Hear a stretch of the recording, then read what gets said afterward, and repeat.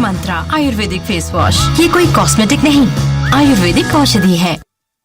इस कार्यक्रम के प्रायोजक है पेट सफा आयुर्वेदिक चूर्ण। पेट सफा, हर रोग दफा।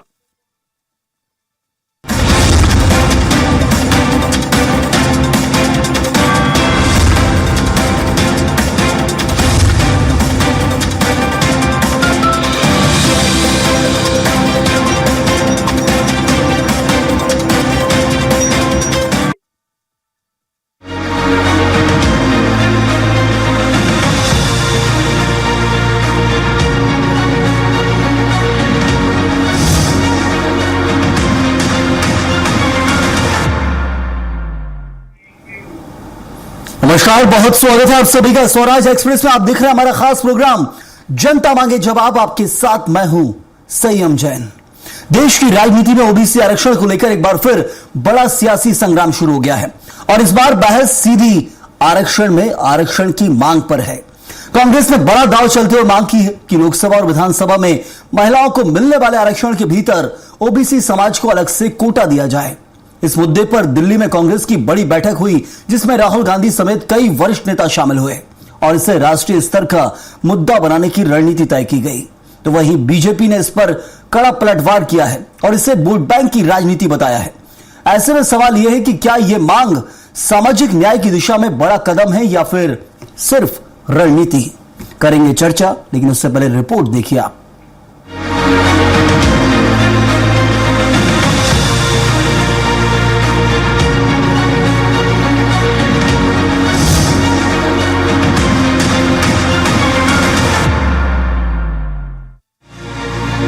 दिल्ली में कांग्रेस की ओबीसी एडवाइजरी काउंसिलिंग की अहम बैठक में एक बड़ा फैसला लिया गया। बैठक में राहुल गांधी, भूपेश बघेल, अशोक गहलोत, सचिन पायलट और अनिल यादव जैसे नेता शामिल हुए। कांग्रेस का कहना है कि जाति जनगणना के बाद ओबीसी को उनकी आबादी के हिसाब से हिस्सेदारी मिलनी चाहिए। पार्टी इसे राष्ट्रीय विमर्श बनाने की तैयारी में है। कांग्रेस अध्यक्ष मल्लिकार्जुन खड़गे पहले भी महिला आरक्षण में ओबीसी कोटे की मांग कर चुके हैं। वहीं हाल ही में लोकसभा में गिरा संविधान 131वां संशोधन विधेयक भी इस बहस को और तेज कर गया। बीजेपी ने कांग्रेस पर तीखा पलटवार किया है। विधायक पुरंदर मिश्रा ने कहा कि कांग्रेस फूट डालो और राज करो की राजनीति कर रही है। तो वहीं उप मुख्यमंत्री अरुण साव ने आरोप लगाया कि कांग्रेस ने हमेशा ओबीसी को नजरअंदाज किया है। अब हमारे राहुल गांधी जी फूट डाल के राजनीति करो बोल रहे हैं, क्योंकि कभी अंग्रेज नहीं चाहे कि भारत प्रगतिशील हो, उच्च शिखर में जाए और ये सनातन बना रहे, ये कभी नहीं चाहते। इसलिए इन्होंने फूट डालो और राजनीति करो का जो काम प्रारंभ किया है वो सफल नहीं होंगे। तो कांग्रेस पार्टी तो हमेशा ओबीसी समाज के खिलाफ रही है, उन्हें उपेक्षित किया है। आज जब सत्ता से बाहर हो गए हैं तो उन्हें ओबीसी प्रेम समझ में आ रहा है और ओबीसी के लोग कांग्रेस के इस स्वभाव को बखूबी जानते हैं। कांग्रेस ने बीजेपी पर पलटवार करते हुए कहा कि बीजेपी वंचित वर्गों को सिर्फ वोट बैंक के लिए इस्तेमाल करती है। पार्टी ने छत्तीसगढ़ में 27% ओबीसी आरक्षण का हवाला देते हुए खुद को असली हितैषी बताया। कांग्रेस का कहना है कि सामाजिक न्याय के बिना लोकतंत्र अधूरा है। छत्तीसगढ़ में कांग्रेस की भूपेश बघेल की सरकार ने 27% आरक्षण दिया था ओबीसी समाज को। भारतीय जनता पार्टी की सरकार ने उस समय राज्यपाल शुल्क से रोक के राजभवन में बंधक लगा दिया। बाद में राज्य में सरकार बनने के बाद कमेटी बना के उसको लटका दिया गया। क्यों ओबीसी को उनका अधिकार नहीं दिया? यदि ये जो ओबीसी के पक्षधर थे तो आज ही क्यों नहीं लागू करते छत्तीसगढ़ आरक्षण संशोधन विधेयक? 27% आरक्षण है ओबीसी के लिए, 32% आरक्षण है उसमें शेड्यूल ट्राइब के लिए। ओबीसी आरक्षण को लेकर देश की राजनीति में सियासी संग्राम तेज हो गया है। एक तरफ कांग्रेस इसे सामाजिक न्याय से जोड़ते हुए आरक्षण में आरक्षण की मांग को आगे बढ़ा रही है, तो वहीं बीजेपी इसे पूरी तरह से चुनावी रणनीति और वोट बैंक की राजनीति बता रही है। फिलहाल इस मुद्दे ने सियासी पारा हाई कर दिया है और चुनाव से पहले इसके और गरमाने के पूरे आसार हैं। अब देखना होगा कि यह बहस सामाजिक न्याय की दिशा तय करती है या राजनीतिक समीकरणों को और उलझा देती है। स्वराज एक्सप्रेस के लिए रायपुर से दिलीप साहू की रिपोर्ट।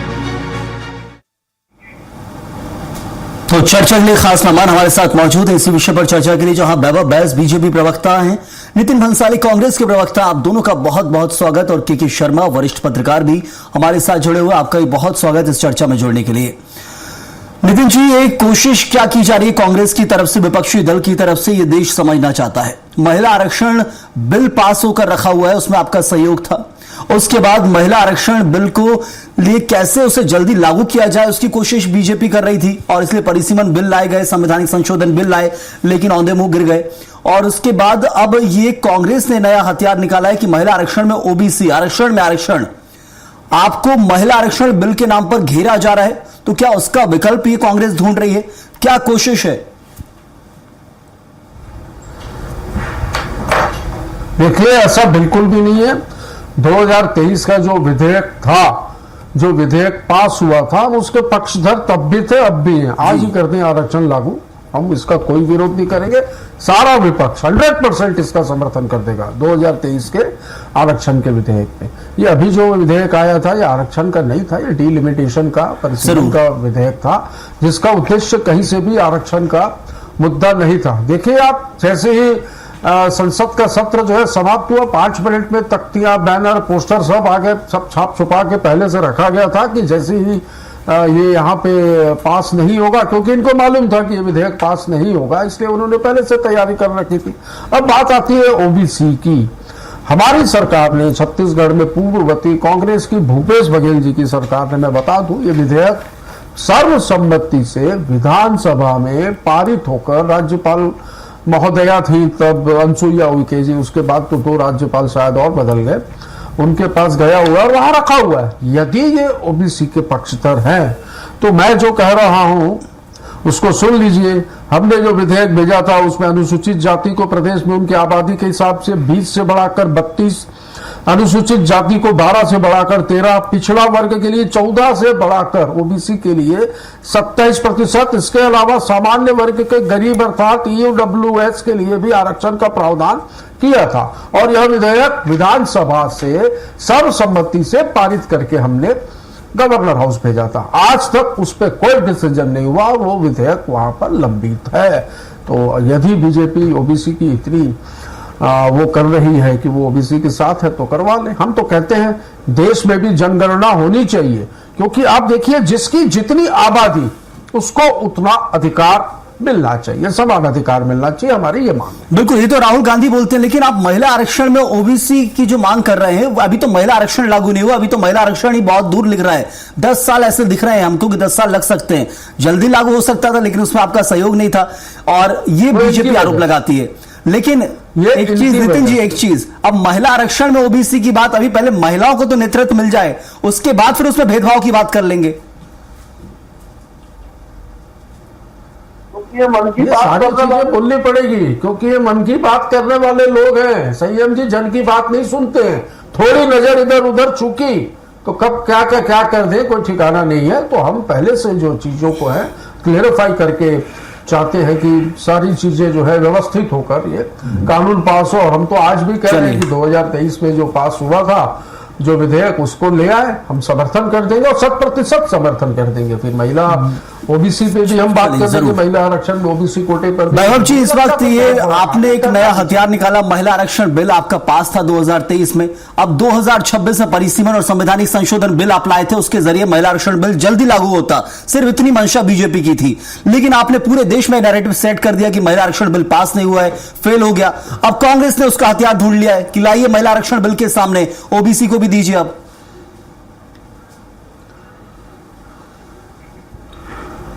नैरेटिव सेट करने का विषय नहीं है इसमें विषय यह है कि जो 2023 में महिला आरक्षण का बिल पास हुआ था वो परिसीमन के बाद ही लागू होने का उसमें प्रावधान था। तो अभी जो इसमें संविधान का 131वां संशोधन किया गया, उसके तहत इसी परिसीमन में जनगणना होती है। जनगणना के बाद एक राष्ट्रपति महोदया भारत देश की एक परिसीमन आयोग का गठन करती हैं। परिसीमन आयोग के गठन करने के बाद परिसीमन की प्रक्रिया शुरू होती है। सरकार संकल्पों से चलती है, सरकार, लेकिन उसमें प्रावधान तो ये था कि एक नई जनगणना आने वाले 2029 के चुनाव महिला आरक्षण पे हों, इसलिए सरकार ने एक विशेष सत्र बुलाया था, जिसमें उस विधेयक को, देखिए, कांग्रेस की मानसिकता है नहीं कि महिला आरक्षण का बिल लागू हो। अगर आप ओबीसी की चिंता करते हैं, अपन ओबीसी से आते हैं, इसमें 2-3 विषय हैं। 1953 में काका कालेलकर आयोग का गठन किया गया था ओबीसी के आरक्षण के लिए। 1955 में उसकी रिपोर्ट आ गई। 20 साल तक वो रिपोर्ट नेहरू जी के जमाने में ठंडे बस्ते में पड़ी रही। फिर मंडल कमीशन का गठन हुआ। मंडल कमीशन का गठन हुआ 10 साल तक कांग्रेस शासित राज्यों में कांग्रेस की सरकार थी, तो वो रिपोर्ट ठंडे बस्ते में पड़ी रही। 1990 में जब गैर कांग्रेसी सरकार आई इस देश में, तो महिला ओबीसी आरक्षण को सबसे पहले लागू किया गया।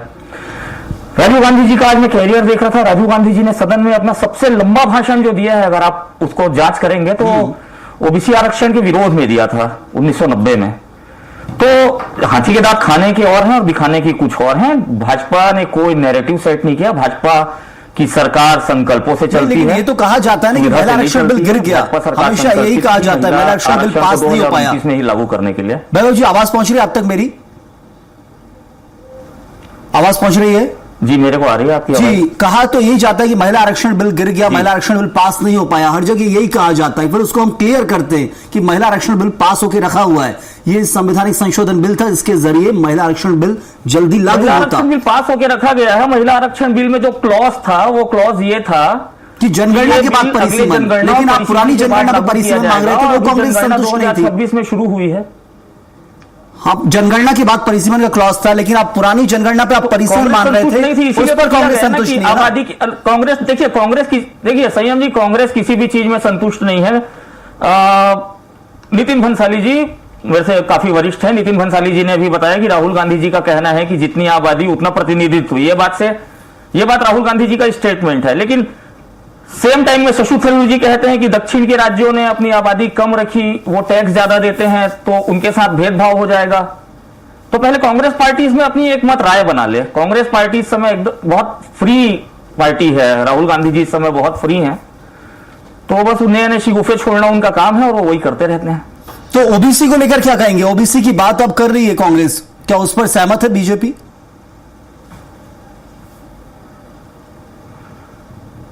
कांग्रेस ओबीसी की बात, मैं वही कहना चाह रहा हूं संयम जी कि देश के लोगों को, प्रदेश के लोगों को यह जानना बहुत जरूरी है कि कांग्रेस ओबीसी की बात सुविधा के हिसाब से क्यों कर रही है। जब देश के आजाद होने के बाद 1953 में ओबीसी के अधिकारों के लिए काका कालेलकर आयोग का गठन किया गया। 1955 में उसकी रिपोर्ट आ गई। वो रिपोर्ट 22 साल तक, 25 साल तक, आज तक उसको लागू नहीं किया गया। तो चलिए, मंडल कमीशन अलग आरोप आप लगा रहे हैं कि ओबीसी की बात जो की जा रही है इस वक्त क्यों की जा रही है। मैं केके शर्मा जी का रुख कर लेता हूं और जान लेता हूं। केके शर्मा जी, इस वक्त हम देख रहे हैं महिला आरक्षण बिल को लेकर सियासत चल रही थी, सिर्फ एक राजनीतिक हथियार के रूप में। और महिला आरक्षण बिल पर ऐसा क्या हुआ कि कांग्रेस को एकदम से बैठक करनी पड़ी और महिला आरक्षण बिल में अब ओबीसी की मांग की जा रही है। और ये मांग पहले करते नजर आई है बीजेपी की एक नेता थी उमा भारती जो ये मांग करती थी उस वक्त। लेकिन अब देखिए क्या हो रहा है कि उमा भारती को तो उस वक्त जहां शांत कराया गया था 2023 में जब महिला आरक्षण बिल आया था, उमा भारती ने बहुत मांग की थी कि महिला आरक्षण बिल के अंदर ओबीसी को भी लाया जाए। लेकिन अब कांग्रेस उस पूरे मुद्दे को उठा रही है और एक अलग तरह से लेकर चल रही है। क्या कोशिश इस वक्त हम समझें? ओबीसी वर्ग को साधने की कोशिश है। जिस तरह से छत्तीसगढ़ की हम बात करें तो छत्तीसगढ़ में बैभव जी, मैं आते हैं शर्मा जी से जवाब लेकर लौटता हूं आपके पास। ऐसी है जो ओबीसी वर्ग प्रभावित कर। अब उसके साथ ही साथ इसको ध्यान में रखते हुए टिकट जब वितरण होता है छत्तीसगढ़ में, तो इसी के आधार पर टिकट मिलता है। और छत्तीसगढ़ में बड़ी संख्या में ओबीसी के विधायक जीत के आते हैं। और छत्तीसगढ़ में कहें तो 29 जो है आदिवासी के हैं और 10 अनुसूचित जाति वर्ग के। इसके बाद की जो सीटें हैं उसमें पूरी तरह से ओबीसी वर्ग का प्रभाव रहता है। और जो आरक्षित सीटें हैं वहां भी ओबीसी वर्ग का एक बड़ा प्रभाव रहता है, राजनीति में कह सकते हैं। छत्तीसगढ़ की राजनीति में देखिए, मंत्रिमंडल में भी 7 ओबीसी वर्ग के मंत्री हैं। टिकट देने में भी ये बात आती है। तो जो महिलाओं को 33% आरक्षण मिलेगा तो उसमें ओबीसी वर्ग के महिलाओं की संख्या ऑटोमेटिक ज्यादा होगी। क्या उसमें फिर आदिवासियों की बात आएगी कि एससी की बात आएगी, फिर उसमें अन्य ओबीसी की बात आएगी। तमाम प्रकार के जो 76% आरक्षण का दांव चला था, यदि राजनीतिक रूप से इस तरह से ये बात सफल होती तो भूपेश बघेल ओबीसी वर्ग के मुख्यमंत्री थे। ओबीसी वर्ग के 76% आरक्षण का लाया। छत्तीसगढ़ में सर्वाधिक मतदाता जो है और सर्वाधिक प्रत्याशी कह सकते हैं वो ओबीसी वर्ग थे। लेकिन भाजपा ने ओबीसी के सीटों पर ज्यादा जीत के आई है, ये कहा जा सकता है। छत्तीसगढ़ में आप देखेंगे तो इन सब स्थितियों को देखते हुए ये आरक्षण है। महिला आरक्षण में यदि उस समय साथ देते, सरकार बनेगी कांग्रेस की तो हम देंगे क्या इस तरह से महिला आरक्षण हम पास करेंगे, फिर ओबीसी को देंगे। ओबीसी आरक्षण निश्चित रूप से सामाजिक न्याय की दृष्टि से जो जनगणना हो रहा है उसमें सबकी आर्थिक स्थिति भी सामने आएगी। एक वर्ग ये भी जानता है कि अमीरी और गरीबी दो वर्ग है, तो अन्य जो सरकार के जो विभिन्न समाज कल्याणकारी योजनाएं उसका असर कितना हुआ है, जनगणना के माध्यम से आर्थिक स्थिति क्या है। राजनीतिक रूप से ओबीसी वर्ग छत्तीसगढ़ में बहुत सक्षम है, जिस तरह से आपने अभी मुख्यमंत्री को देखा है, अभी आदिवासी मुख्यमंत्री है, तो इस ढंग से छत्तीसगढ़ में टिकट आप उतना दीजिए। निश्चित रूप से छत्तीसगढ़ में ओबीसी वर्ग के बहुत सारे, जैसे मैंने कहा 55 सीटें हैं, तो यदि ओबीसी वर्ग को कांग्रेस टिकट देती है और भाजपा यदि अन्य वर्ग को देती है या सामान्य जनरल को देती है तो ओबीसी की जीत निश्चित हो जाएगा उस ढंग से अधिक है। लेकिन मुद्दा महत्वपूर्ण होता है, मुद्दों के आधार पर जो राजनीति करते हैं। अभी जो आरक्षण की बात करी, महिला के अंदर में यदि ओबीसी है तो निश्चित रूप से नहीं भी होगा तो मुझे लगता है कि उतनी सीटों को, जैसे छत्तीसगढ़ में 44 सीटें लगभग यदि महिलाओं के लिए आरक्षित होती है तो 14 महिलाओं को ओबीसी वर्ग के टिकट मिले 33% के हिसाब से बात करें तो 33 इतनी सीट से मुझे लगता है कि इससे ज्यादा सीटें राजनीतिक दल इनको महिलाओं को देगी। ओबीसी वर्ग को कहे महिला हो जाएगा तो महिला को तो देना ही होगा, लेकिन छत्तीसगढ़ में सीट जो बंटवारा होता है जो उसमें ओबीसी वर्ग के प्रत्याशियों की संख्या अपेक्षाकृत अधिक है। शर्मा जी, आपने जो बात बोली कि एक तरफ हम देखते हैं जब पार्टियां टिकट बांटती हैं तो वो खुद समीकरण सेट कर लेती है, ठप्पा लगाकर ही दिया जाएगा कि यहां पर यही खड़े होंगे। लेकिन आप जो बता रहे हैं कि समीकरण पार्टियां खुद जानती है कि यहां किस वर्ग की आबादी ज्यादा है और उस वर्ग के हिसाब से अपने आप टिकट दिया जाता है। अब विधानसभा और लोकसभा अपने आप टिकट बांटे जाते हैं कि नहीं बांटे जाते ओबीसी वर्ग को, क्योंकि उधर आबादी ज्यादा है, हर पार्टी समीकरण देखती है। लेकिन ठप्पा लगाकर ही हमें वहां टिकट देना है, इसकी मांग की जा रही है। क्या ये मांग संवैधानिक है, जायज है? इसको कैसे समझा जाए? क्योंकि मांग उठी है अलग अलग प्लेटफॉर्म्स पर, बीजेपी नेता भी कुछ उठाते नजर आए, कांग्रेस तो अब पूरी उठाई रही है। देखिए, सत्ताधारी जो राजनीतिक दल हैं उनके ऊपर ये रहता है, उनकी ताकत है कि जिस तरह से अभी विशेष रूप से विशेष सत्र बुला करके परिसीमन करके 2029 में लागू करने की बात कही गई।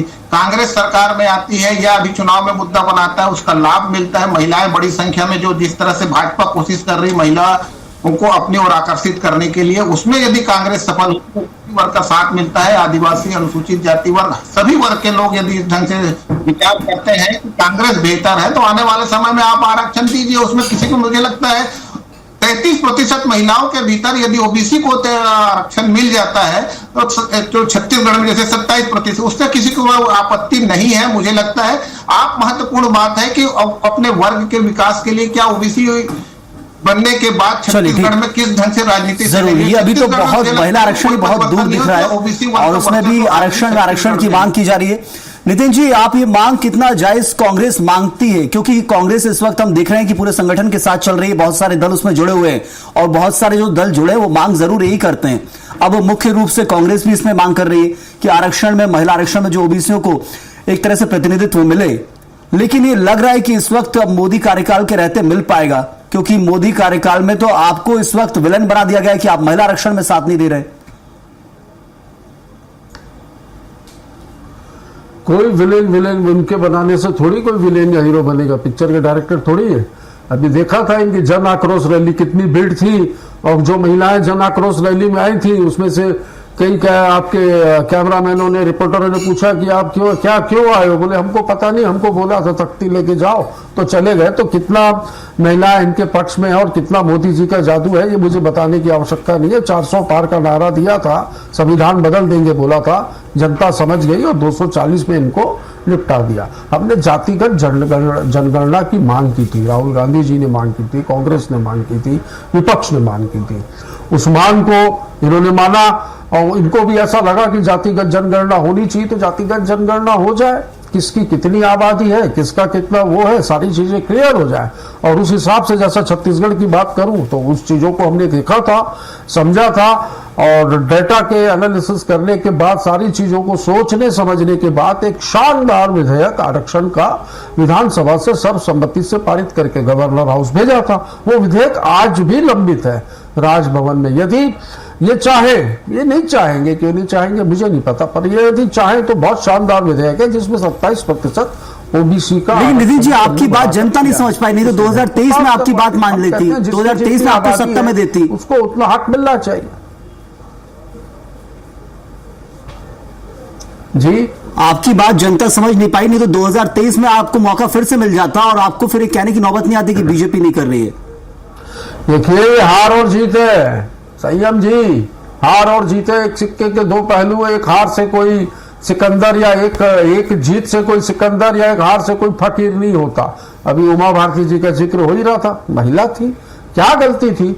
मैंने देखा है, मैं उस समय यूथ कांग्रेस की राजनीति में था, उमा भारती ने कांग्रेस के खिलाफ जन आंदोलन चलाए और दिग्विजय सिंह जैसे हमारे लोकप्रिय मुख्यमंत्री को सत्ता से बेदखल किया। जनता ने मतदान किया जो भी रहा, लेकिन चलिए जनता का मत था और जनता का मत मुद्दों पर होता है, ये भी हटा दिया।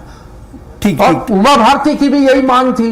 देखिए मैं इसमें उमा भारती समय बहुत कम है, क्या किया? भारती की मांग पर उन्हीं बनाया भाई, सवाल मैंने लेते कोई अपशब्द नहीं कहे, मूर्ख बनाया, नहीं मूर्ख बनाया। अच्छा क्या गलती थी उमा भारती की? उमा भारती की क्या गलती थी? उसको मुख्यमंत्री पद से हटाया। चलो मुझे ये वो बहुत पुराने में आप जा रहे हैं, मैं उमा भारती को पूछ रहा हूँ, महिला है वो, मैं महिला पे बात कर रहा हूँ। ये बात करते हैं महिला आरक्षण की, ये कहते हैं बहुत मांग उठाई थी वो भारती ने भी की कैसे महिला आरक्षण में ओबीसी को लागू किया जाए और 2023 में प्रधानमंत्री तक को पत्र लिखे गए थे, उसके बाद उनको शांत कराया गया। क्या ये मांग बीजेपी के अंदर भी रह रहकर उठ रही है जो बीजेपी समझ नहीं रही है? संयम जी आप एक वरिष्ठ पत्रकार हैं, आप मेरे को बताइए कि आप महिला आरक्षण पहले लागू होना जरूरी है कि पहले उसमें महिलाओं को ओबीसी का आरक्षण देना जरूरी है? पहले तो जातिगत जनगणना जरूरी, पहले तो जनगणना के बाद महिला आरक्षण, अभी तो महिला आरक्षण की बहुत लेकिन ये तो उमा भारती को सोचना था। जनगणना करा रहा है ना, अरे आपकी हिम्मत नहीं थी, आपकी हिम्मत नहीं थी, आपकी हिम्मत नहीं थी, छाती कहा गई, आपकी हिम्मत नहीं थी, 10 इंच की रह गई है।